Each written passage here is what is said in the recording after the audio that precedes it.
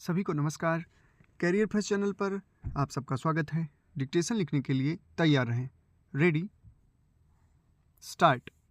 उपाध्यक्ष महोदय, मैं समझता हूँ कि अब तक इस वैदेशिक नीति पर न केवल इस ओर के सदस्यों ने ही बल्कि दूसरी ओर के सदस्यों ने भी प्रधानमंत्री जी को धन्यवाद दिया है।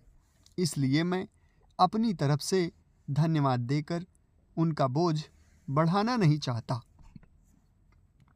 इसमें कोई संदेह नहीं कि इस सदन के सभी सदस्य, चाहे वे किसी भी पार्टी से संबंध रखते हों, इस बात से पूरे सहमत हैं कि हमारी विदेश नीति ने संसार में हमारा सिर ऊंचा उठा दिया है।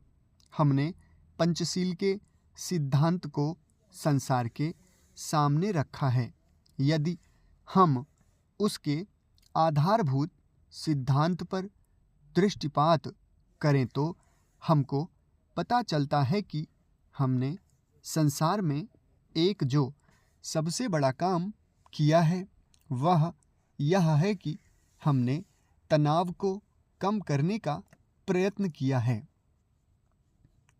जिस समय हमने नई नई स्वतंत्रता प्राप्त की तो हमारे सामने बहुत से प्रश्न थे। उनके साथ ही हमारे दो बड़े गुट थे जो कि एटम बम और दूसरे बम लिए हुए हमको चुनौती दे रहे थे कि अगर हमने उनमें से किसी एक गुट में सम्मिलित नहीं हुए तो हमको बड़ी कठिनाई होगी। उस समय भी हमारे प्रधानमंत्री ने हमारे देश की वैदेशिक नीति को इस स्तर पर रखा जिसके कारण आज हम संसार में अपना सिर ऊंचा उठा सकते हैं। हमने जो संसार के सामने पंचशील के सिद्धांत को रखा उसका सबसे बड़ा फल यह हुआ कि एक सम्मेलन हुआ जिसकी ओर मैं आपका ध्यान दिलाना चाहता हूँ। इस सम्मेलन में बड़े उत्साह के साथ संसार के 29 राष्ट्रों ने, जो कि एशिया और अफ्रीका से संबंध रखते थे, यह घोषणा की कि हम संसार में तनाव कम करना चाहते हैं और साथ ही हम यह चाहते हैं कि संसार में जो विभिन्न सामाजिक और आर्थिक नीतियां हैं वे साथ साथ चल सकें।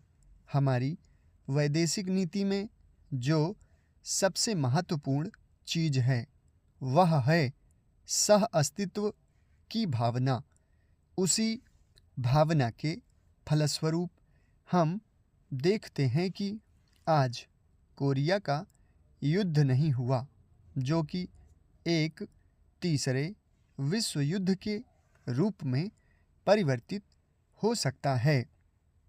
हमारी इस नीति के कारण हमारे अमेरिकी मित्र हमसे कुछ अप्रसन्न भी हो गए, लेकिन यदि हम ऐसा न करते तो आज संसार को तीसरा युद्ध देखना पड़ता। मैं बहुत ज़्यादा समय नहीं लूँगा, थोड़ा ही लूँगा। समाप्त। धन्यवाद।